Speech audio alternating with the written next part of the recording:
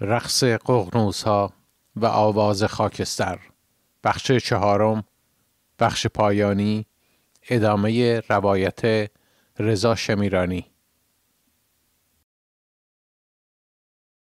در اواسط شهریور یک روز غروب اسامی تعدادی از هواداران مجاهدین را خواندند و از آنها خواسته شد برای رفتن به حسینیه زندان اوین آماده شوند. هیچ کس نمی‌دانست که جریان چیست. دوباره موجی از اضطراب در بین زندانیان مجاهد به راه افتاد. زندانبانها در صدد برآمده بودند تا با گرفتن مصاحبه‌های اجباری پرده‌ای دیگر از این نمایش شوم را به اجرا درآورند. به این ترتیب هر روز سید مجید ضیایی در سمت دادیار وقت زندان اوین و از جلادان معروف و شناخته شده اسامی تعدادی را می‌خواند و جهت گرفتن مصاحبه با خود به حسینیه می‌برد. محمد خاموشی و مجید قدوسی نیز عامل اجرای این نمایش بودند. هنگامی که زندانی بی‌پناه علی‌رغم میل باطنی خود و به دلیل تحمیل شرایط بعد از اعدام‌های دست جمعی میپذیرفت بر بالای سن و پشت میکروفون برود، مصاحبه گیران او را تحت فشار گذاشته و میپرسیدند آیا حاضری با ما همکاری کنی؟ زندانی با دلهره و نگرانی میپرسید منظورتون از همکاری چیست؟ مصاحبه گیر پاسخ میداد هر گونه همکاری، مثلا آیا حاضری مسعود رجوی را بکشی یا به او تیر خلاص بزنی؟ زندانی میگفت حالا که مسعود رجوی اینجا نیست. مصاحبه گیر میگفت اما به جای او یک عده منافق اینجا هستند که ما میخواهیم امروز آنها را اعدام کنیم. تو حاضری به آنها تیر خلاص بزنی؟ زندانی میگفت من آدم کش نیستم و توان انجام این جور کارها را ندارم. مصاحبه گیر میگفت ما از اول هم میدانستیم که تو یک سگ منافقی. بلند شو، گم شو، بیا پایین. همه شما مستحق اعدام هستید. حدود 39 نفر از بچه‌ها با بهانه‌های کاملا صنفی از پذیرش مصاحبه خودداری کردند که سید مجید با تهدید و ارعاب آنها را به بند 209 برد و بعد از یک روز برگرداند. تعدادی هم مصاحبه را قبول کردند و تعدادی از بچه‌ها از جمله خود من از این خیمه شب بازی جان سالم به در بردیم و اسم ما در لیست نبود. هنگام برگزاری مصاحبه‌های قضایی تعدادی تواب از سالن 2 و 4 را می آوردند که شعار مرگ بر منافق سر دهند. شهریور ماه همچنان با اعدام زندانی ها سپری می شد، اما تقریبا آخرهای کار بود و تب و تابی که در ابتدا وجود داشت فروکش کرده بود. 3 مهر ماه ساعت 2 بعد از ظهر در حالی که از طریق بلندگوی بند مشغول شنیدن اخبار بودیم، درب بند باز شد و نگهبان اسامی مهرداد کاووسی، محسن جوانشجاع، سعدالله فلاحتی، محمد راپوتام، سیف الله منیعه، محمد حسن مفید موحد، رحیم فروغی، مصطفی خیراندیش و رضا شمیرانی را خواند. سکوت سنگینی در بند حاکم شد. بچه‌ها با نگاهی غمبار دور ما جمع شدند. هر کس وسیله‌ای برای ما می‌گذاشت و در فضایی از غم و اندوه بدرقه‌مان می‌کرد.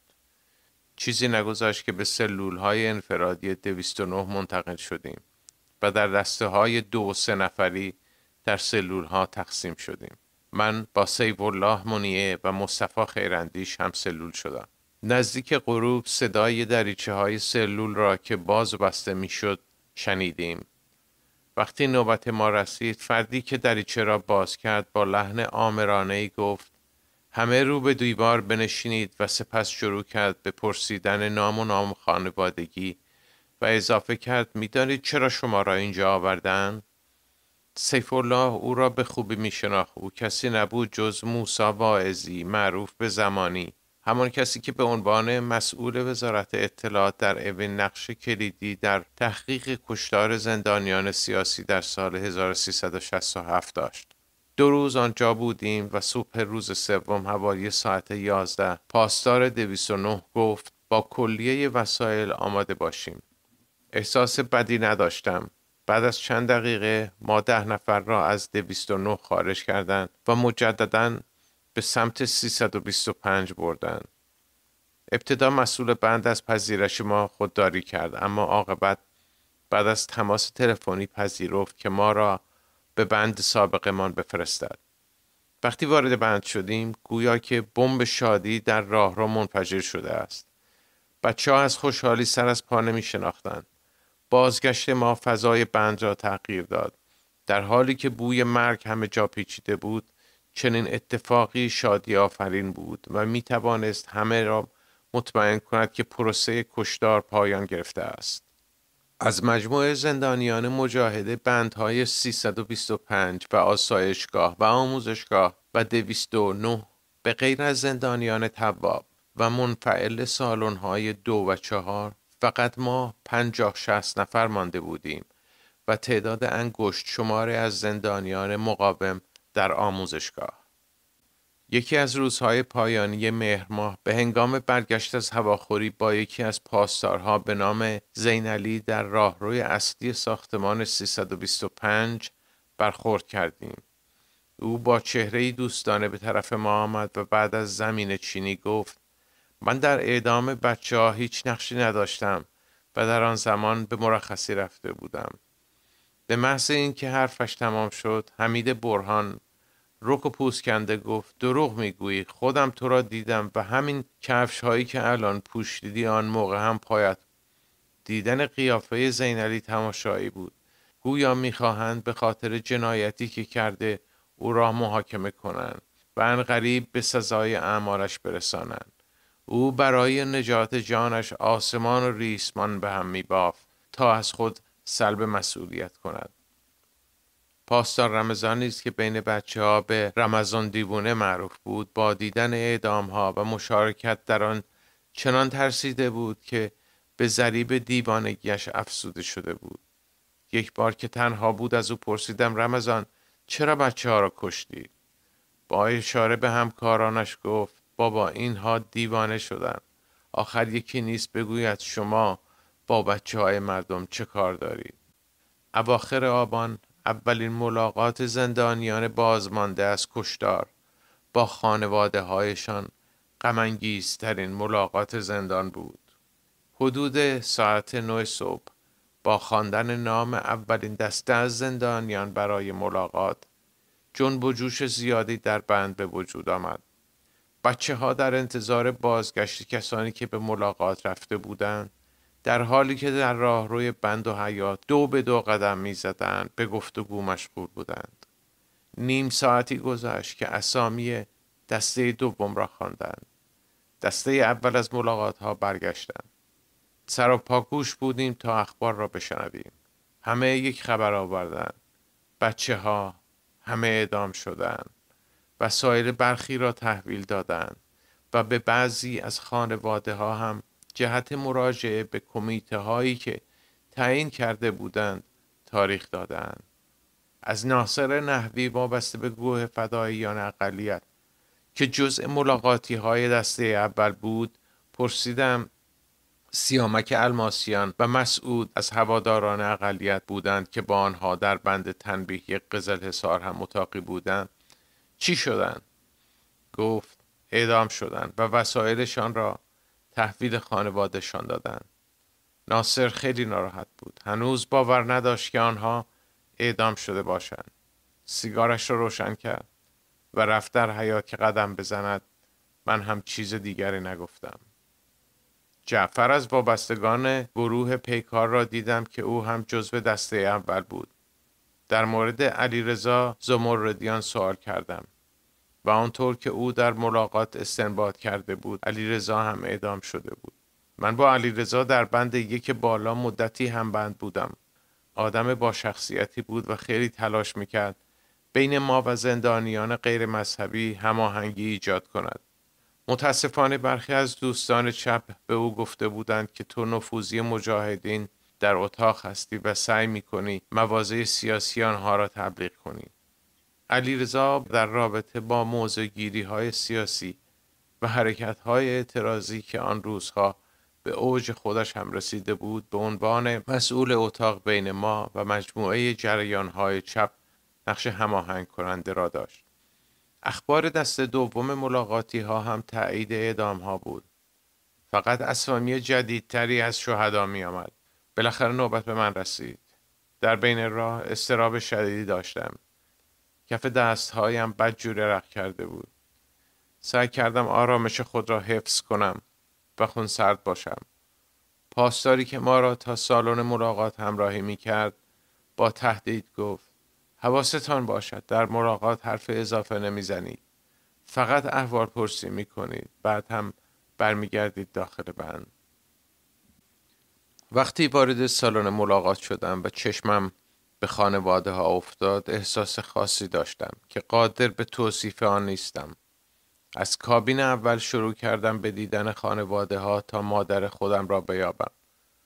آنها لبخند زنان به ما نگاه می کردند و سرشان را به علامت سلام کردن تکان می دادند. از قیافه هاشان می شد فهمید چقدر سختی کشیدند. دل تو دلشان نبود تا فرزندشان را ببینند. خیلی از آنها جدید بودند و من نمی شناختم. چقدر جای مادرانی که همیشه می دیدم خالی بود. به آنها عادت کرده بودم. آنها هم نسبت به ما خیلی محبت داشتند. به هر کابین که می رسیدم به یاد یکیشان می افتادم و در هر یک از آنها یک دنیا خاطره در ذهنم مرور می شد. انگاری تمام غم و غصه دنیا ریخته بود روی سرم. هر کابین را که رد می کردم دلهره‌ام هم بیشتر می شد. به کابین یکی مانده به آخر که رسیدم مادرم را دیدم. بنده خدا تنها ایستاده بود و منتظر. خندیدم و سلام کردم. مادرم گفت: خانم سینکی و مادر مراد بهادر قشقایی هم آمدن و منتظر ملاقات هستند. بنده خدا مادر مراد هنوز پاش خوب نشده و دکتر گفته باید یک مدت دیگر با عصا راه برود. با شنیدن این خبر دنیا روی سرم خراب شد. با اینکه خیلی روی خودم کار کرده بودم در حین ملاقات جلوی احساسات خودم را بگیرم و عادی جلوه کنم، اما بغضم گرفت. پرسیدم: ما به مادر مراد چیزی نگفتن؟ مادرم گفت: نه، از پسرش خبری نداره. پیش شماست. گفتم: بگو برای دیدن مراد دیگر اینجا نیاید. اما اصغر سینکی حالش خوب و اینجا پیش ماست. وقتی به بند برگشتم مستقیم رفتم توی اتاقم و کنار دیوار نشستم. حمید ه، یزدان چه، ابوالفضل میم و حسن جیم آمدن کنارم نشستند. آقای امیر انتظام که طرف دیگر اتاق زیر پنجره نشسته بود پرسید: رضا جان، توانستی از وضعیت دوستانت چیزی بفهمی؟ نمیدانم یک دفعه چی شد نتوانستم خودم را کنترل کنم. بغضی را که در تمامی این دوران فرو خورده بودم ترکید و زدم زیر گریه. با صدای بلند میگریستم و هرچه سعی میکردم خودم را کنترل کنم نمیشد. اشک در چشمان همه بچه هایی که کنارم نشسته بود جمع شده بود. امیر انتظام که خیلی متأثر شده بود بلند شد، آمد کنارم و سعی کرد به من تسلی دهد. در همین حین احمد، یکی از وابستگان سازمان اکثریت که از سوی مقامات زندان به مسئولیت بند انتخاب شده بود، با خنده سفیهانه‌ای گفت: اینها همش خالی بندی است.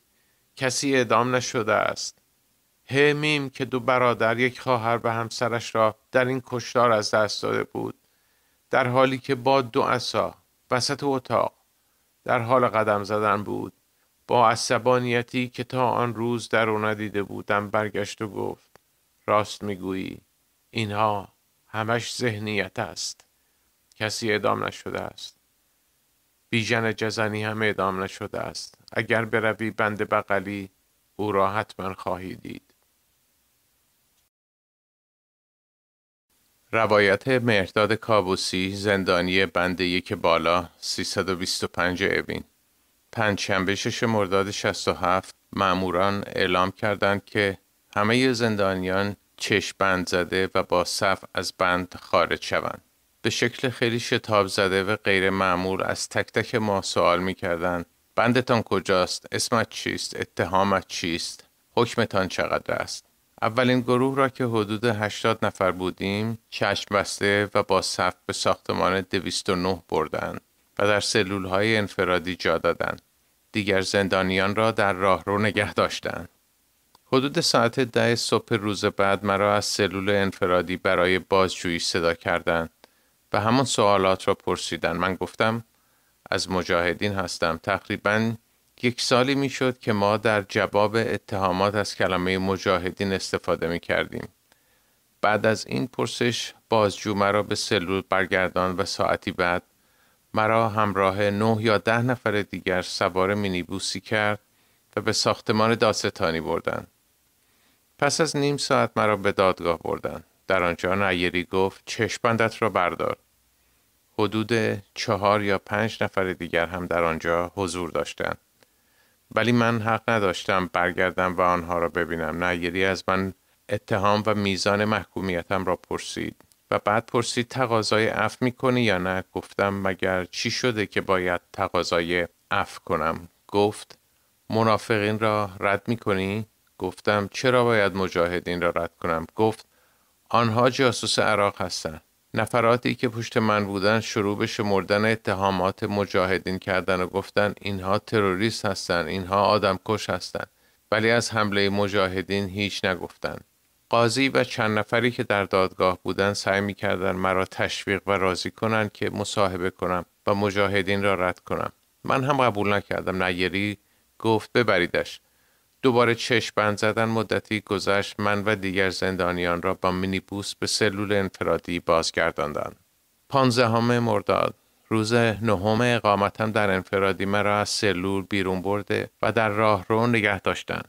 تعدادی زندانی نظامی را که یونیفرم‌های زندان جمشیدیه را به تن داشتند و پلاکی هم روی سینه‌شان بود دیدم. پیش از این یکی از همبندی‌هایم که قبلا در آن زندان حبس بود برایم از یونیفرم‌ها و پلاک‌ها گفته بود. آنها را به سلول‌هایی که ما بودیم منتقل کردند. مرا به یکی از سلول‌هایی که در قسمت ورودی بند قرار داشت بردند. در آنجا سعی کردم با مرس با دیگر زندانیان تماس بگیرم. بدین ترتیب زندانی سلول کنار من که فکر می‌کرد می‌خواهند عفو بدهند از وخامت اوضاع مطلع شد. سلول سمت دیگرم اصلاً حرف نزد. سلول پایینی من معلوم بود سیاسی نیست و حدود 6 ماه قبل از آن دستگیر شده بود. او مقداری از خبرهای جنگی مربوط به ایران و عراق را برایم تعریف کرد. 10 روز در این سلول بودم. من اسامی دقیق 135 نفری را که همبند بودند دارم. نام کسانی را که کشته شدند و آنهایی را که زنده ماندند دارم. ما زندانیان این اسامی را در زندان تهیه کردیم. این اسامی دقیق است چون ما در همان زندان با کمک بقیه زندانی هایی که زنده ماندند این اسامی را تهیه کردیم. ولی از بند ما که 135 نفر بودیم بیشتر از 6 نفر زنده نماندند. من لیست کاملی دارم که شامل اسامی 850 تا 900 نفر است. روایت حمیدرضا برهون، زندانی بنده‌ای که بالا 325 اوین. روز 5 مرداد سال 67 در بنده‌ای که بالا بودم، حوالی ساعت 10 صبح، مجتبی حلوایی با عده‌ای پاسدار به بند ما آمدن. گفتن همه آماده شوید، چشم بند بزنید، بیایید بیرون. مقداری دست نوشته دست من بود. به همین دلیل رفتم آنها را از بین ببرم. در نتیجه آخرین نفری بودم که در راه رو در صف بچه‌ها قرار گرفتم. حدود 150 مجاهد و 50 غیر مجاهد بودیم. هر چند نفر را در سلولی انداختند. آن روز با ما هیچ برخوردی صورت نگرفت. با بچه‌ها تماس گرفتم ولی هیچ چیز غیر عادی نبود. نزدیکی های ساعت 4 بعد از ظهر پنجشنبه 6 مرداد عده‌ای از ما را به بند 325 منتقل کردند. حدود 30 نفر از بچه‌ها با ما نیامدند. میگفتند آنها را به قسمت آسایشگاه بردند. بعد از آن هر روز اسامی تعدادی از بچه‌ها را می‌خواندند و می‌بردند و دیگر کسی از سرنوشت آنها اطلاعی نداشت. روز 14 مرداد نوبت به خود من رسید. من با عده‌ای از بچه‌ها را به 209 بردند. در یک اتاق چند نفر نشسته بودند. یکی از آنها که کت شلوار پوشیده بود نوشته‌ای داد دست من و گفت از روی این بنویس و اضافه کرد حواست را جمع کن، هرچه به تو میگویم بنویس، به صلاح خودت است. بعد از اتاق رفتن بیرون. چشم‌بندم را باز کردم. دیدم یک ندامتنامه است. 1 ساعت در اتاقم ماندم. نوشته را پاره کردم و در سیفون ریختم. آمدند و سراغ نوشته را گرفتند. خودم را زدم به کوچه علیشب. بعد از 1-2 ساعت من را برگرداندند داخل بند. گفتند بروید، حاج آقا می‌خواهد نماز بخواند. بعد از 1 ساعت برگشتم. چشم‌بندم را بالا زدند. دیدم آخوند نیری، اشراقی دادستان و یک آخوند دیگر و سید مجید ضیایی معروف به سید مجید دادیار نشستند. پرسید اتهامات چیست؟ گفتم سازمان. چون حکم پایان محکومیتم 15 مرداد تمام میشد، تصمیم گرفته بودم چیزهایی را در حد تعهد بپذیرم. بحث آزادیم را پیش کشیدم که فردا حکمم تمام است، برای چی من را آوردید اینجا؟ گفتند میخواهیم عفو بدهیم. گفتم من فردا حکمم تمام خواهد شد، چه عفوی بدهید؟ یک دفعه آخوند نیری عصبانی شد و داد کشید و فحش داد که این را بیندازید داخل سلول، چند روز دیگر بیاوریدش. انداختندم داخل بند 209، اتاق 4 یا 5. اولین کارم جستجو در سلول بود. زیر موکه چند نخ سیگار و چند چوب کبریت پیدا کردم. کنار آن نوشته بود 9 مرداد دادگاه. دارم وصیت‌نامه می نویسم. احتمالاً می خواهند اعدام کنند. 17 نفر دیگر هم مثل وضع من هستند. در سلول پشت سر ما که از طریق شوفاژ می شد با آن تماس گرفت، محسن خزعلی بود. با او تماس گرفتم و سعی کردم هر چه سریعتر خبرها را به بچه‌ها برسونم. محسن گفت من چیزی در دادگاه قبول نکردم و به من گفتن امروز می روی بالا. به او گفتم دروغ می گویند، دارن اعدام می کنن. پاسدارها سر رسیدن و حرف من قطع شد و نتوانستم بیشتر ادامه بدهم. بعد از 10 روز من را به دادگاه بردند. همان ترکیب دادگاه و همان افراد قبل بودند. آنها می گفتند تو منافق هستی و موضع واقعیت را نمیگیری. حساسیت زیادی روی دستم داشتند. اول خودشان هم فکر می کردند که دستم زیر شکنجه قطع شده. به آنها گفتم که قبل از زندان این اتفاق برایم افتاده است. می گفتند از کجا معلوم وقتی رفتی بیرون نگویی ما دستت را قطع کردیم. روایت محمد خدابندلویی، زندان مجاهد بند 4 بالا 325 اوین. روز 11 خرداد 1367 به همراه 150 نفر از گوهردشت به بند 4 بالا اوین منتقل شدیم. تنها زندانی غیر مجاهد در بین ما مصطفی جوادی از وابستگان گروه فرقان بود. به نظر می آمد انتقالی ها عمدتاً افرادی بودند که زندانبانان رویشان حساسیت بیشتری داشتند. در بند 4 بالا ما را در گروه های 20-30 نفره در اتاق های دربسته انداختند و این وضعیت تا تیر ماه ادامه داشت. چند روز بعد از ورود به اوین، 2 اعتصاب قضایی 1 هفته‌ای و 1 تحریم ملاقات در اعتراض به ضرب و شتممان هنگام انتقال و مصادره اموال عمومی بند از قبیل ظروف غذا، فلاسک چای، میز پینگ پونگ و وسایل ورزشی که با بودجه خودمان خریداری کرده بودیم انجام گرفت. در اواخر خرداد همه بچه‌های بند در دسته‌های 7 و 8 نفره به دفتر زندان برده شده و در آنجا بر اساس فرم‌های چاپی که از قبل تهیه شده بود مورد بازجویی قرار گرفتند. سوالهای مطرح شده پیرامون اسم، مدت محکومیت، اتهام، نام اعضای خانواده، شغلشان، آدرس‌هایشان و اینکه آیا حاضر به انجام مصاحبه هستی یا نه، سازمان را قبول داری یا نه و این جور چیزها بود. در اغلب موارد پس از پرسیدن مورد اتهام کار به ضرب و شتم می انجامید و سوال و جواب ادامه نمی یافت. اکثر افراد اتهامشان را سازمان مجاهدین و بقیه سازمان گفتند و هیچ کس از واژه منافقین استفاده نکرد. مسئول اصلی این پروژه مجید قدوسی یکی از زندانبانان و شکنجهگران قدیمی زندان بود که مقام دادیار پیدا کرده بود.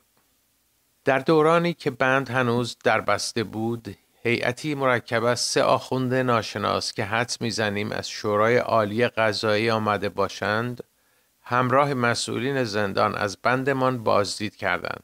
آنها به ترتیب در اتاقها را باز کرده و درباره دلایل انتقال از گوهردشت، میزان محکومیت افراد و این جور چیزها سوال می‌کردند. از جانب زندانیان با آنها شد و تنها مسئول اتاق به پرسش‌هایشان پاسخ داد. از اوایل تیر ماه در اتاقها باز و بند عمومی شد. 2 تلویزیون به بند داده شد که در 2 اتاق 3 و 4 قرار داده شد. در طول تیر ماه چند برخورد اعتراضی پراکنده بین بچه‌ها و پاسداران به وجود آمد. در یک مورد محمود یزجردی، مهرداد مریوانی، مجید طالقانی، حمزه شلالوند و چند نفر دیگر را بیرون کشیده و بعد از یک ضرب و شتم مفصل آنها را با چشم‌بند زیر 8 325 سر پا نگه داشتند. روز 25 تیر ماه پاسدارها به داخل بند ریختند و تلویزیون ها را بردند و روزنامه ها هم قطع شد. متعاقب آن فضا به شدت پلیسی شد و پاسدارا به صورت چند نفره و با پوتین و گتر شده و به شکل نظامی وارد بند می شدند و به اتاقها سرک می کشیدند. 26 تیر ماه نگهبان بی سر و صدا وارد بند شد و در شلوغی راهرو به اتاقها سرک کشید و در اتاق 4 حسین نجاتی کتمانچی را که در حال خواندن دست نوشته کوچکی که حاوی یکی از بحث‌های درونی مجاهد بود غافلگیر کردند. این بحث‌ها توسط زندانیان مجاهدی که تازه دستگیر شده بودند وارد زندان شده بود. حسین در بیرون بند مورد ضرب و شتم شدید قرار گرفته بود تا منبع دست‌نویس را لو دهد.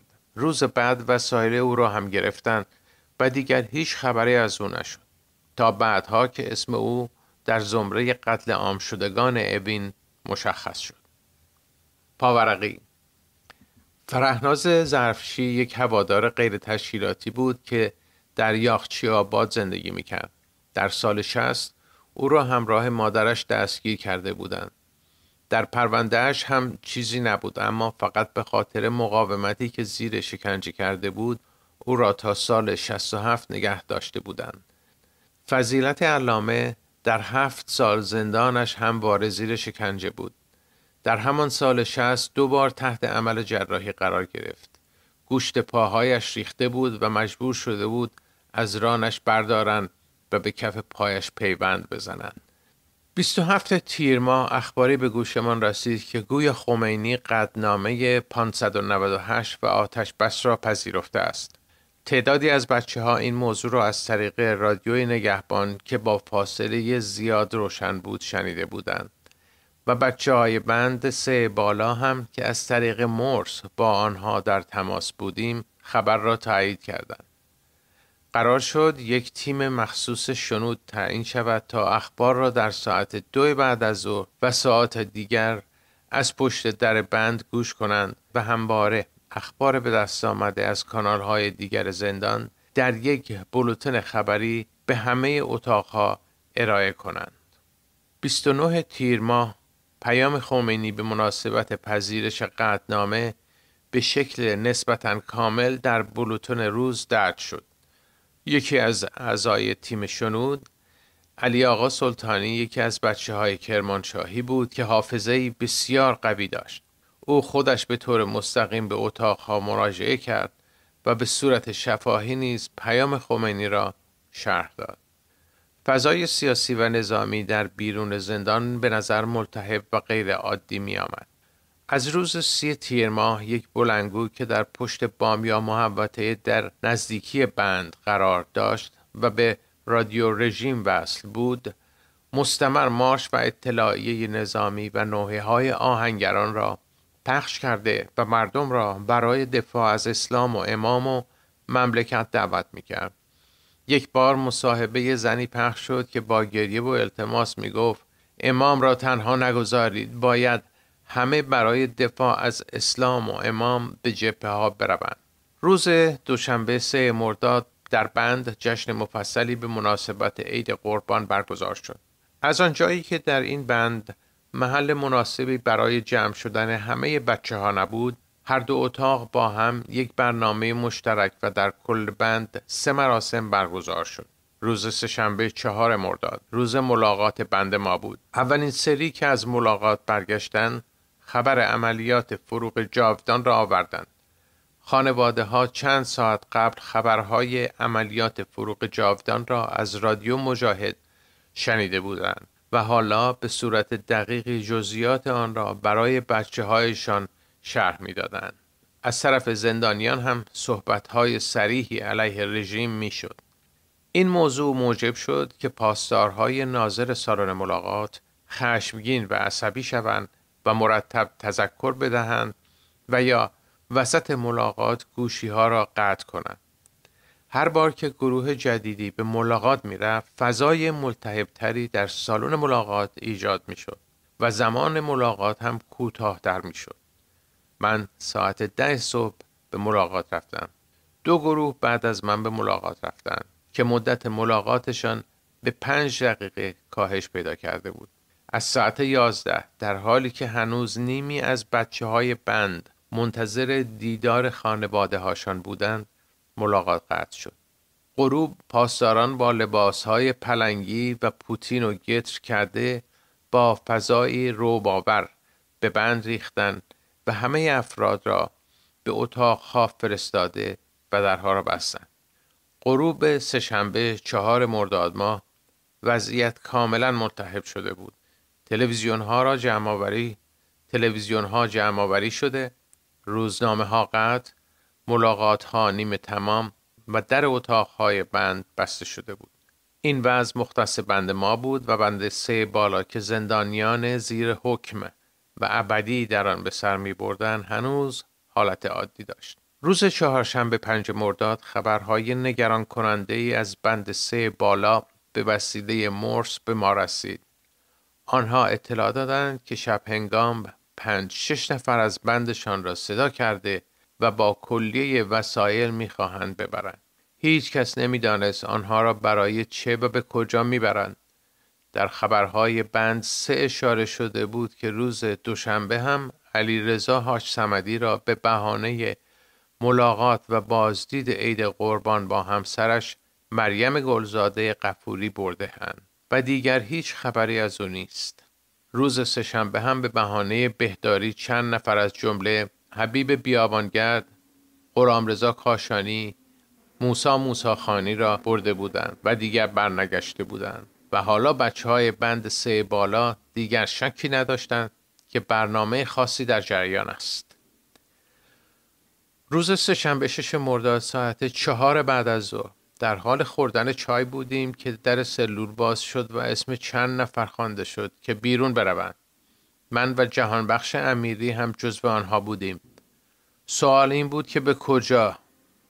روز پنجشنبه 6 مرداد ساعت 4 بعد از ظهر در حال خوردن چای بودیم که در سلول باز شد و اسم چند نفر خوانده شد که بیرون بروند. من و جهانبخش امیری هم جزو آنها بودیم. سوال این بود که به کجا؟ نه بهداری خواسته بودیم و نه اساساً آن موقع، یعنی بعد از ظهر پنجشنبه، زمان کار اداری بود. در بیرون سلول در حالی که چشم بند داشتم متوجه حضور افراد دیگری در صف شدم. حدوداً 10 نفر بودیم. مهرداد مریوانی، علی زارع، حمید میر سیدی، محمود یزجردی، پرویز شریفی هم بودند. به طبقه 3 ساختمان دادسرا که محل دادگاه‌های انقلاب بود برده شدیم. تعداد زیادی زندانی قبل از ما آنجا بودند. همه را به صورت پراکنده و با فاصله رو به دیوار نشانده بودند. سکوت حاکم بود. تمام پاگرد و راهروهای دادگاه انقلاب اوین و حتی بعضی اتاقها از زندانیان پر بود. اجازه هیچ صحبتی داده نمی‌شد. البته خشونتی در کار نبود. نگهبانان پاسدارهای همیشگی نبودند. معلوم بود که نفرات اطلاعاتی بودند و هر کس کاری داشت باید دستش را بلند می‌کرد. ماموران می‌آمدند و آرام سوال می‌کردند چه کار داری؟ این ماموران هر چند دقیقه اسم کوچک یک نفر را با صدای بلند می‌خواندند. زندانی که نامش را شنیده بود میباید دستش را بالا میبرد. مأموری که اسم را میخواند به او نزدیک شده و آهسته از او نام فامیل و نام پدرش را میپرسید. سعی کردم از کنار دستیم بپرسم جریان چیست و برای چه ما را اینجا آورده‌اند. ولی او جوابی نمیداد. نهایتاً به سختی گفت یک سری سوالهایی میکنند. مرتبا نفرات جدیدی می آوردند و از طرف دیگر نفراتی را می بردند. مهرداد مریوانی و محمود یزجردی را همان شب صدا زدند و بردند. غروب نصرالله بخشایی را که در جریان تلاش برای فرار از زندان پایش شکسته بود با پای گچ گرفته و عصا آوردند. تا نیمه شب آنجا بودیم و صدای اعتراض همه بلند شده بود. بچه ها نسبت به گرسنگی و تشنگی و دستشویی نرفتن و نیاز به قرص و دارو اعتراض می کردن. نیمه شب همه کسانی را که باقی مانده بودیم در یک صف طولانی به سلولهای بند 209 بردند و هر 3 نفر را در یک سلول انداختند. هیچ کس نمی دانست جریان چیست. همسلولی های من توضیح دادند صبح همان روز در 209 فرم هایی را پر کردند که شامل اتهام و موضع شخص نسبت به سازمان مجاهدین و رژیم جمهوری اسلامی و اینکه آیا حاضر به انجام مصاحبه هستند یا نه بوده است. خبر عملیات فروغ جاودان را به همسلولی هایم دادم. آنها با شک و تردید نسبت به اصالت خبر برخورد کرده و احتمال می دادند که این خبر را رژیم به داخل زندان انتقال داده باشد تا واکنش زندانیان مجاهد را ببیند. توضیح دادم که خبر موثق است و روز سه‌شنبه در ملاقات از خانواده های زیادی شنیده شده است. روز جمعه 7 مرداد اول صبح بلافاصله بعد از خوردن صبحانه در سلول مرا به شعبه بازجویی در 209 بردند و فرم هایی را جلویم گذاشتند و شامل اتهام، موضع نسبت به سازمان و رژیم، مصاحبه و اینجور چیزها بود. هیچ سوالی درباره عملیات اخیر مجاهدین نبود و بازجو هم چیزی در این باره نپرسید. برخورد بازجو خشک ولی غیر خشن بود. بعد از پر کردن فرم به همراه عده‌ای به طبقه 3 دادسرا یعنی محل دادگاه انقلاب رفتم. رفت و آمد زیاد بود. در بین حرفهای ماموران مرتباً عبارت فروغ جاویدان شنیده میشد. 2 نفر که از پشت سرم گذشتن میگفتند یک روز با نمک و فلفل به جنگ ما می آمدن، حالا با توپ و تانک آمدن. حوالی ظهر مرا صدا کردند. به اولین اتاق در راهرو سمت راست وارد شده وسط اتاق ایستادم. یک نفر گفت چشم بندت را بردار. چشم بند را که برداشتم با صحنه غیر منتظره‌ای روبرو شدم. میزی در وسط اتاق قرار داده شده بود و 3 نفر پشت آن نشسته بودند. نیری رئیس دادگاه های انقلاب، اشراقی دادستان و یکی دیگر که نشناختمش. دور تا دور اتاق صندلی گذاشته بودند. افرادی که لباس شخصی به تن داشتند ساکت و نظاره‌گر همه چیز را زیر نظر داشتند. فرصت نشد آنها را دقیقاً نگاه کنم. غافلگیر شده بودم و میخواستم بدانم چه خبر است. چیزی که بلافاصله به ذهنم خطور کرد این بود که یک برنامه کاملا جدی، پر مخاطره و تعیین کننده در جریان است. سوال کننده اصلی نیری بود. آن 2 نفر دیگر هم گاهی سوال می‌کردند یا با کار روی جوابهای من با موشکافی بیشتر مرا بالا پایین می‌کردند. سوال‌ها عبارت بودند از نام، اتهام، آیا سازمان را قبول داری؟ آیا رژیم را قبول داری؟ آیا حاضر به مصاحبه هستی؟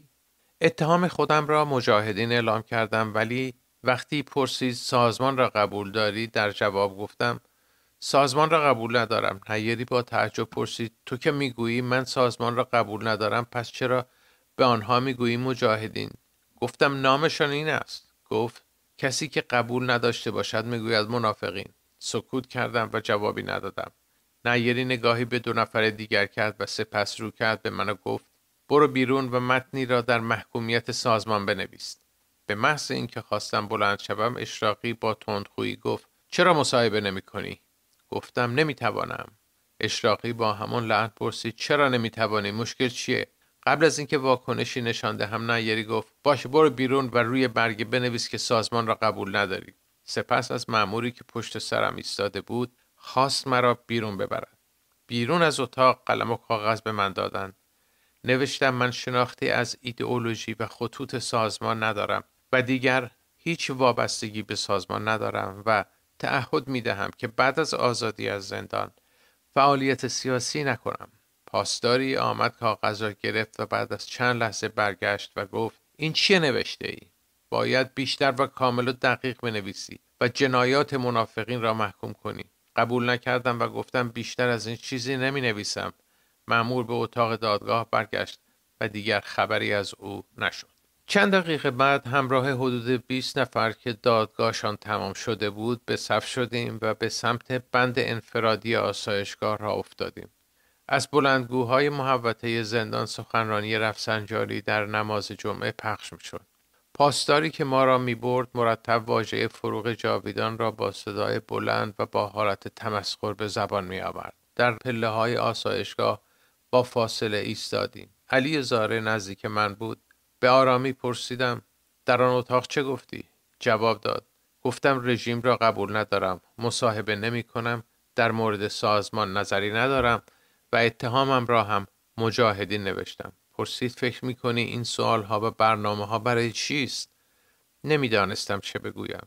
چند لحظه بعد مجددا آمدند و اسامی کوچک همه به جز من و یک نفر دیگر را خواندند و به بیرون بند برگرداندند. علی زاره هم جزو آنها بود. همان لحظه صدای حسن فارسی را شنیدم که در پاگرد طبقه بالا با پاسدار آسایشگاه درباره وسایلش بحث و جدل می‌کرد. حسن هم در جریان فرار از زندان در خرداد ماه شرکت داشت. وقتی پاسدار برای آوردن وسایل حسن به داخل راهرو بند رفت، خودم را به حسن رساندم و حالش را پرسیدم. او بدون اتلاف وقت گفت امروز مرا به دادگاه بردند و در آنجا از مواضع سازمان دفاع کردم و حالا برای اعدام می روم. حسن را بلافاصله به صفی که لحظه قبل بیرون رفته بود ملحق کردند و همگیشان همان روز اعدام شدند. 2 هفته در طبقه سوم آسایشگاه در سلول انفرادی بودم. به بهانه‌های مختلف سعی می کردم اطلاعات به دست آورم. از پاسداران می‌خواستم وسایلم را از بند سابقمان بیاورند یا با ادعای اینکه ناراحتی قلبی دارم خواهان آوردن داروهای حیاتی و ضروری که در بند داشتم می‌شدم، اما پاسداران عموماً توجهی نمی‌کردند یا با تمسخر می‌گفتند به زودی آزاد می‌شوید و دیگر احتیاج به این چیزها نخواهید داشت. روز عید قدیر بچه‌ها از پنجره‌های سلول عید را با صدای بلند تبریک می گفتند. زندانیان زن مجاهد هم هر روز صبح و در طول روز به طور مرتب با صدای بلند همدیگر را با اسامی مستعار، آفتاب، مهتاب و غیره صدا می کردند. در سلول‌های دو طرف من قاسم آلوکی و محمد رضا سرادار قرار داشتند. آنها نیز مثل من به دادگاه رفته بودند ولی از همه چیز بیخبر بودند.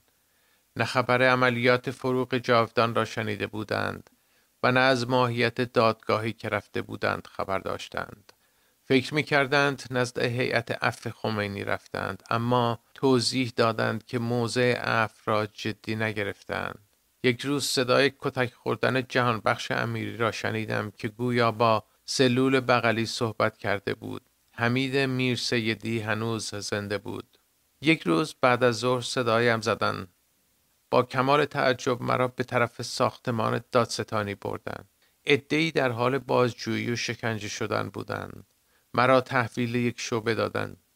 چند ساعت بعد بازجویی از من پرسید برای چه آنجا هستم؟ گفتم نمیدانم. هیچ شعبه‌ای مرا تحویل نگرفت.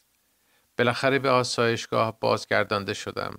در پاگرد متوجه شدم مجتبی حلوایی در حال انتقال تعدادی زندانی با کلیه وسایلشان است. خودم را در میان این صف جا داده با آنها از بند خارج شدم. ما را به بند 325 جلوی بند 4 بالا بردند. همه را صدا زدند و داخل بند بردند به جز من. حاج مجتبی با تعجب متوجه شد که نامم در لیستش نیست. پرسید آیا حاضر به مصاحبه هستی؟ گفتم باید در این مورد فکر کنم. گفت برگرد انفرادی و آنجا فکر کن. مرا با مینیبوس داخل اوین به آسایشگاه برگرداندند. راننده که یکی از پاسداران قدیمی اوین بود در راه به من گفت بقیه بچه ها را به گوهردشت بردن و انشالله شما را هم آزاد می کنند. در هفته 4 مرداد ماه همه بچه های آسایشگاه را به 209 منتقل کردند.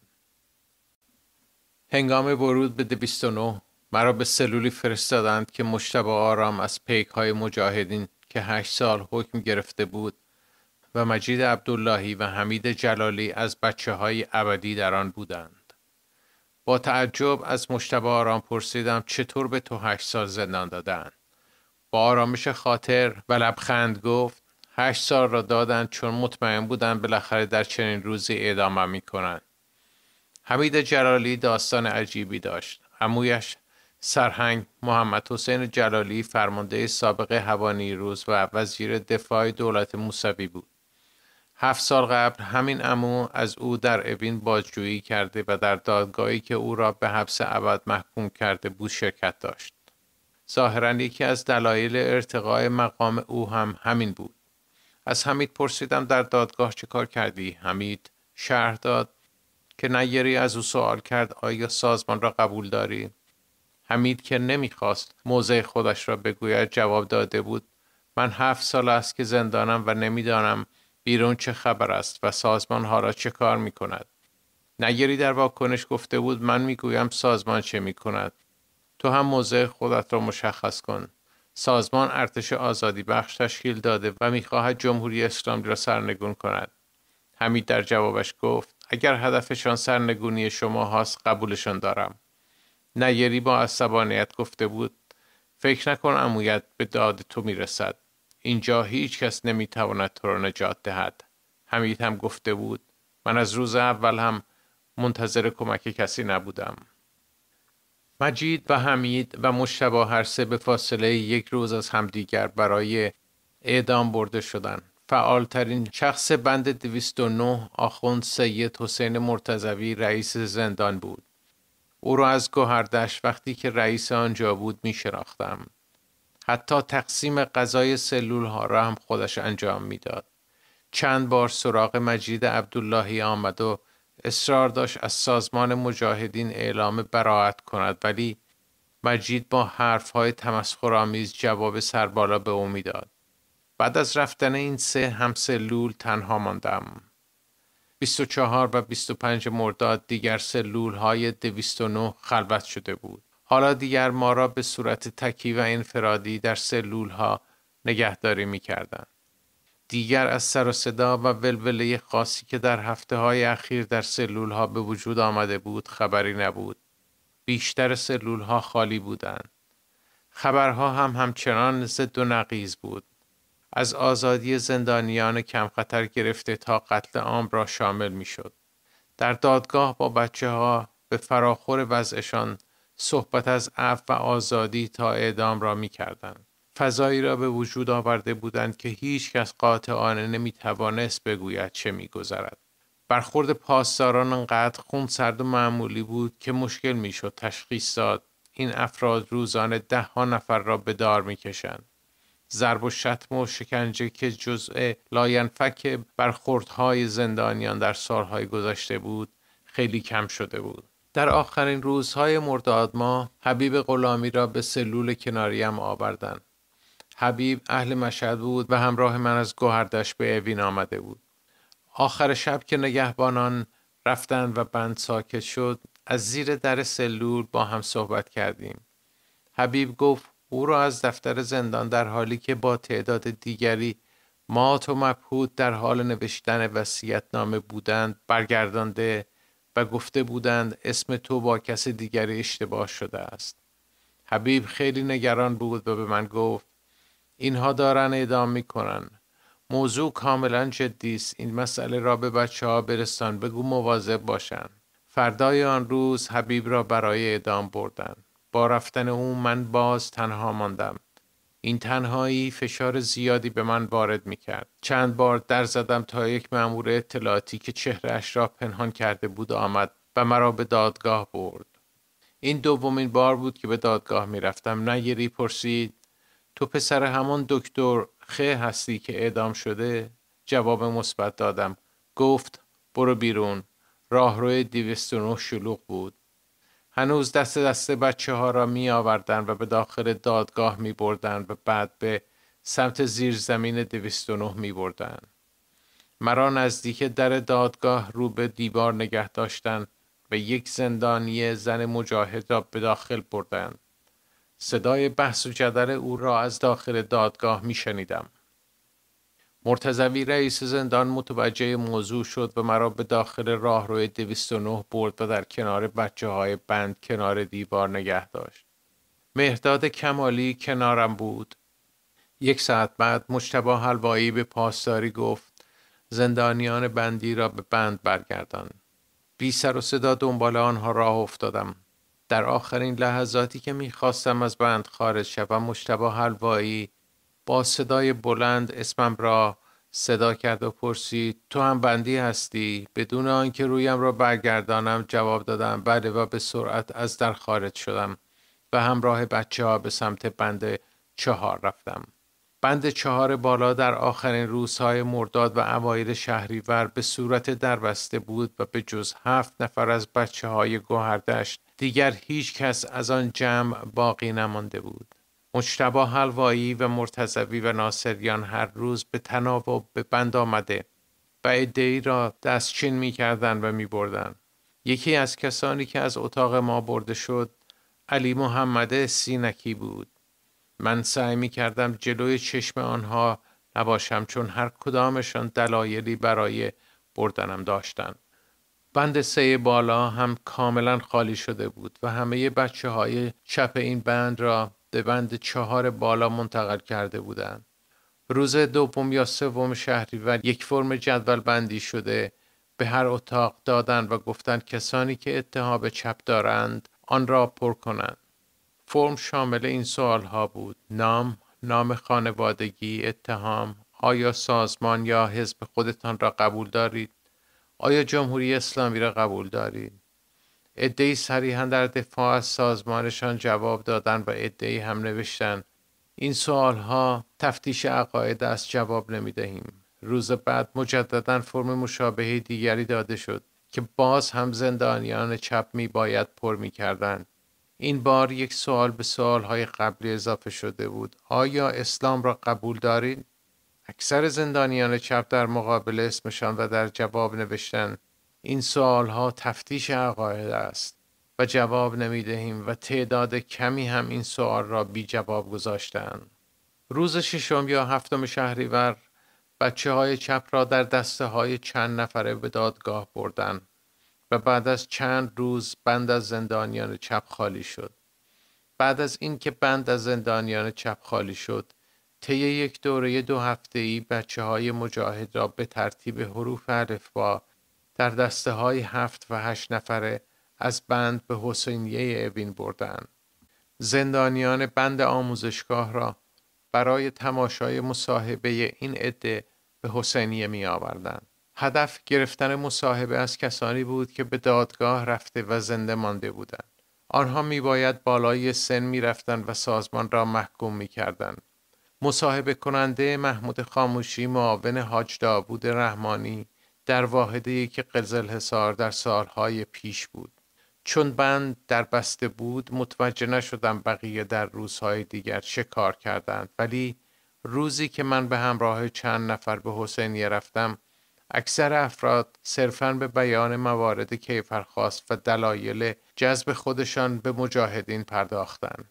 ابراهیم زاره پرانتز حاج ابراهیم، یک زندانی مسن هوادار مجاهدین، در جواب محمد خاموشی که پرسید آیا سازمان را محکوم می‌کنی گفت من پدر و مادر خودم را محکوم می‌کنم که مرا به دنیا آوردند.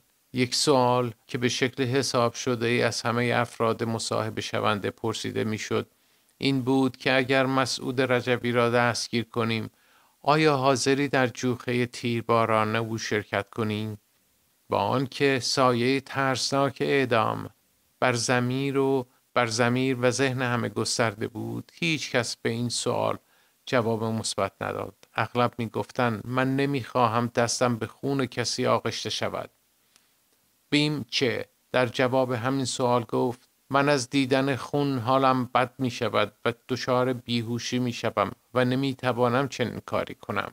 وقتی نوبت گروهی شد که من جزو آنها بودم، به جای آن که بالای سن بروم نزد محمد خاموشی رفتم و گفتم در دادگاه گفتم که به صورت مکتوب نظرم را نسبت به سازمان می نویسم و مصاحبه را قبول نکردم. محمد خاموشی با عصبانیت یک کاغذ جلویم گذاشت و با لحن تهدیدآمیزی گفت بنویس که مصاحبه نمی کنم. من هم نوشتم. تا چند روز بعد منتظر بودم مرا مجدداً به دادگاه ببرند. این مصاحبه ها چند روز بعد متوقف شد و ادامه نیافت. در حقیقت کسانی که نام فامیلشان با حروف بعدی الفبا شروع می شد به حسینیه اوین برده نشدند. در آخرین روزهای شهریور درهای بند 4 بالا باز و بند عمومی شد. روز بعد لیست بلند بالایی که نام من هم در آن بود خوانده شد. ما را در یک صف طولانی به 209 بردند و پشت در دادگاه نشاندند. بعد از چند ساعت انتظار در راهرو 209 ما را بدون هیچ اقدامی مجدداً به صف کردند و به محوطه مقابل 209 داخل یک ساختمان مخروبه بردند و یک دور چرخاندند و به بند برگرداندند. در هنگام بازگشت پاسداری که ما را برمیگرداند گفت بروید به جان آیت الله منتظری دعا کنید که جانتان را نجات داد. روز دوم مهر ماه افسر نگهبان بند 325 کنار در بند آمد و با صدای بلند اسم تقی صداقت رشتی و رضا فیروزی را که هر دو بار دستگیری بودند خواند و گفت که با کلیه وسایل بیرون بروند. هر دوی آنها می‌دانستند برای اعدام می‌روند. رضا فیروزی ساعتش را به یکی از بچه‌های اتاق هدیه کرد. او از ناحیه ستون فقرات در محل گردنش دچار ضربه به حالت فلج شده بود. احتمالاً آنها جزو آخرین دسته قتل عام شدگان بودند.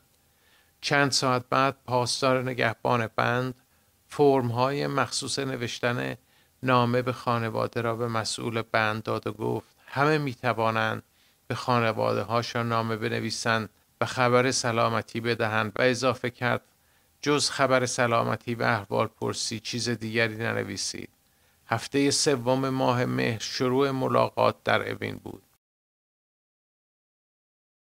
روایت سعید بنازاده امیرخیزی، زندانی سالن 2 آموزشگاه، بند کارگاه. سعید بنازاده به علت آنکه از 2 پا فلج مادرزادی بود از ابتدای دستگیری در سال 65 در بند کارگاه به سر می برد. او میگوید کسانی که نشکسته بودند و تا آن موقع حکم دریافت نکرده بودند طی چند روز از سالن 2 و 4 تخلیه شدند. کسانی که در سالن ماندن از جمله خود من چیزی در مورد قتل عامی که آغاز شده بود نمیدانستیم. هیچ یک از ما توسط کمیته احضار نشده بود.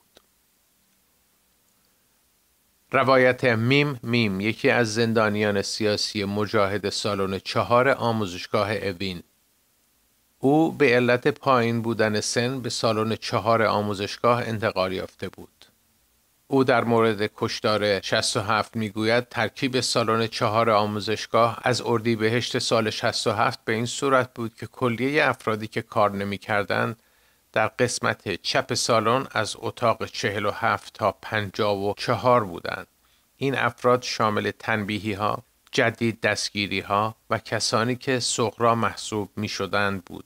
در سمت راست سالن افرادی بودند که در محوطه جهاد زندان، بخش فرهنگی، ترجمه و نجاری کار می کردند.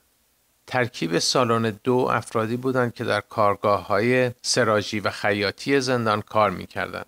این 2 سالن درهایشان به هم باز بود و حیاط‌های مشترک با هم داشتند. چهارشنبه 5 مرداد روی در زندان کاغذی زده بود که ملاقات‌ها از تاریخ 5 مرداد 1367 به مدت 2 ماه تعطیل است. ساعت 4:30 بعد از ظهر 5 مرداد علی مبارکی یکی از پیک‌های مجاهدین را صدا کردند. تقریباً 1 ساعت بعد وسایلش را خواستند. از فردای آن روز به صورت محدود و تک تک زندانیان حکم سنگین تازه دستگیری ها و تنبیهی ها را صدا می زدند. هر کس که می رفت دیگر باز نمی گشت. تنها یکی از زندانیان تواب دارای حکم سنگین را هم صدا زدند که بعداً متوجه شدیم اعدام شده است. روز 3 شهریور اولین بار یک گروه 13 نفری از زندانیان را که من هم جزو آنها بودم صدا کردند و به ساختمان 209 بردند. در آنجا بدون آنکه برخوردی با ما صورت بگیرد بعد از 5 ساعت به بند بازگرداندند. از میان ما سیف الدین نامور یکی از پیک‌های مجاهدین در 209 باقی ماند. بعداً متوجه شدم که در همان ایام به دار آویخته شد. بردن افراد از بند تا مهر ماه ادامه داشت. در این مدت در کارگاه خیاطی رادیو به طور دائم روشن بود و در هر دو بند تلویزیون و روزنامه موجود بود. به این ترتیب زندانیان در جریان فعل و انفعالات بیرون از زندان و همچنین عملیات فروغ جاودان و نتایج آن بودند. در دوران کشتار زندانیان سالن‌های 2 و 4 آموزشگاه از امکان هواخوری و نامه‌نگاری به خانواده نیز به طور معمول برخوردار بودند. در تاریخ 7 تا 9 مرداد بین 30 تا 34 نفر از توابین قدیمی زندان را برای انتقال به گلوگاه‌ها و ایستای بازرسی مهم کشور صدا زدند. بنا به گفته این افراد آنها از ورامین گرفته تا خود مرز به صورت تیم‌های 2 نفره در ایستهای بازرسی مستقر شده بودند تا زندانیان سیاسی آزاد شده و یا هواداران مجاهدین که تلاش می‌کنند خود را به مرز برسانند و یا رزمندگان ارتش آزادی بخش که تلاش می‌کردند خود را به داخل کشور برسانند را شناسایی و دستگیر کنند. اواخر مرداد سالن 4 را تخلیه کرده و زندانیان آن را به سالن 2 منتقل کردند.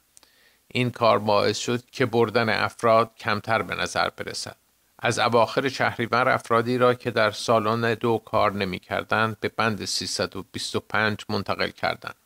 روایت یکی از زنان مجاهد زندانی در آموزشگاه اوین. بند خواهران اوین در سالن 67 شامل 3 سالن بود. 5 اتاق سالن 1 پایین در بسته بود، یعنی فقط روزی 4 بار در آن باز می شد. در این سالن بچه های تنبیهی را برده بودند.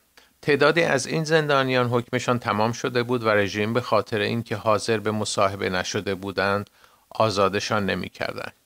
سالن 2 زندانیانی بودند که در کارگاه کار می کردند و یا به تازگی دستگیر شده بودند. تعدادی از زندانیان قدیمی هم بین آنها بودند. از زندانیان مجاهد اغلب کسانی را که دارای پرونده سنگینی بوده و در واقع از اعدام در رفته بودند و یا به دلیلی حساسیت خاص روی آنها بود در سالن 3 جا داده بودند.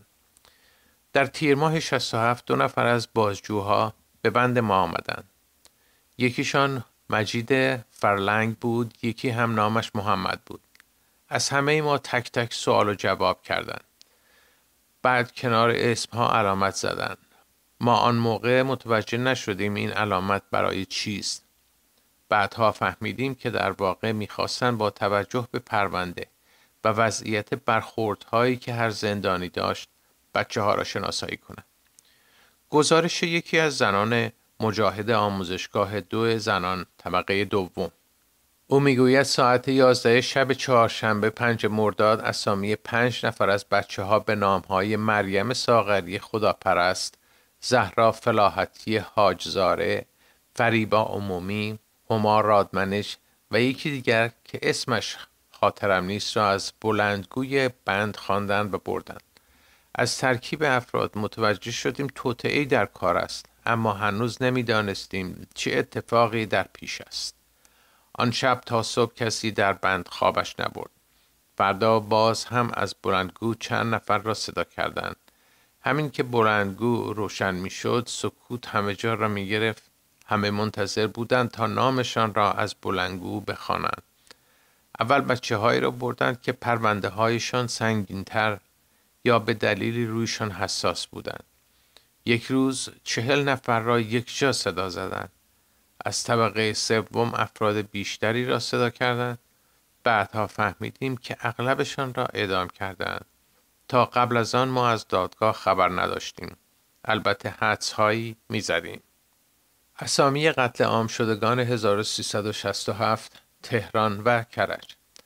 اکثر اسامی قتل عام شدگانی که در این کتاب آمده در زندان و در شرایط دشوار امنیتی با کمک جان به در بردگان کشتار 67 تهیه شده است. با آنکه تلاش شده تا حد امکان اسامی اعدام شدگان دقیق باشد، با این حال تردیدی نیست که به خاطر شرایط سختی که در آن به سر میبریم و محدودیت هایی که داشتیم اسامی دقیق و کامل نیستند. ابتکار جمع‌آوری اسامی قتل عام شدگان 67 از مهرداد کاووسی بود و دستنویس اسامی که بعدها در خارج از کشور انتشار یافت به خط اوست. زندانیان مجاهد اعدام شده در اوین. زندانیان اوین از بندهای 4 گانه 209 آموزشگاه، آسایشگاه و اوین قدیم تشکیل یافته است. آموزشگاه اوین متشکل از 6 سالن است که در مقطع اعدام ها سالن های 1، 3 و 5 به زنان، سالن های زنان به 1، 2 و 3 زنان معروف بودند و سالن های 2، 4 و 6 به مردان تعلق داشتند. سالن 2 اکثریت مطلق افراد این سالن را زندانیانی تشکیل می‌دادند که در کارگاه اوین مشغول به کار و غالباً از میان تواب‌ها و کسانی که دیگر تمایلی به فعالیت سیاسی نداشتند انتخاب شده بودند. تعدادی از این افراد نیز به خاطر مشکلات مالی و تأمین مخارج خانواده حاضر به کار در کارگاه زندان شده بودند. تحقیقات نشان می‌دهد از این بند به جز 1-2 نفر کسی اعدام نشد. سالن 4 این سالن از 2 بخش زندانی تشکیل شده بود. بخش بزرگ ساکنان این بند را همچون سالن 2 زندانیانی تشکیل می‌دادند که در بخش جهاد زندان، یعنی در محوطه اوین، آشپزخانه، بخش آموزش، ترجمه و کارگاه زندان کار می‌کردند. تعدادی از زندانیان زیر حکمی، پیک‌های مجاهدین، 2 بار دستگیر شدگان و تازه دستگیری‌های مجاهدین که در تقسیم بندی زندانبانان سر موضعی محسوب می‌شدند نیز در این بند به سر می‌بردند. از افراد این سالن تعدادی قبل از قتل عام‌ها به آسایشگاه منتقل شده بودند و در مجموع کسانی که از این بند به شهادت رسیدند کمتر از 40 نفر بودند.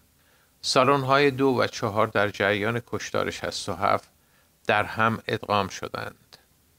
این 2 بند در دوران کشتار برخلاف دیگر بخش‌های زندان از هواخوری تلویزیون، روزنامه و رادیو برخوردار بودند. سالن 6 این سالن در واقع ترمینال زندان اوین بود. بعد از سال 65 که زندان قزلحصار تعطیل شد، زندانیانی که حکم می‌گرفتند و یا منتظر دریافت حکم بودند به این سالن منتقل می‌شدند. تعداد افراد این سالن همیشه در حال نوسان بود، چرا که افراد از این سالن به سالن‌های دیگر و بندهای اوین منتقل می‌شدند. افراد این سالن در نقل و انتقال‌های خرداد ماه 67 به بند 3 اوین در بخش 325 منتقل شده بودند و در واقع در مقطع اعدام‌ها سالن 6 خالی از زندانی بود. افراد این بند تلفیقی بودند از زندانیان مجاهد و افراد وابسته به سازمان اکثریت که در ضربه سال 65 دستگیر شده بودند. در حدود 100 تن از زندانیان مجاهدی که در این بند به سر می‌بردند به شهادت رسیدند.